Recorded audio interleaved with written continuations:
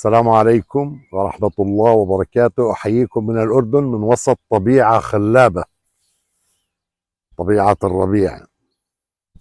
والأردن شرط الفلسطينيون والأردنيون ما يكونوا صفين.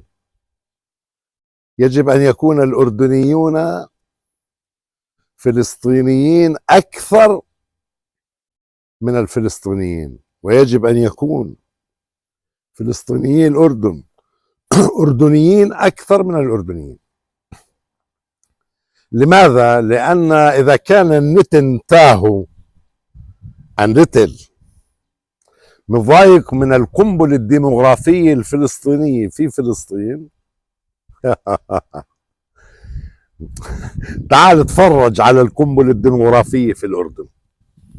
إذا كان هذا يضايقك وهذا هو ما يفشل المشروع الصهيوني، مشروع الكيان في فلسطين، اتفضل وتعال شوف الشوارع والمساجد، شوف التناسل وهذه دورة للتناسل كانت في الضفة ودائما في غزة، انحصرت في غزة ويراد اقتلاع الناس من غزة.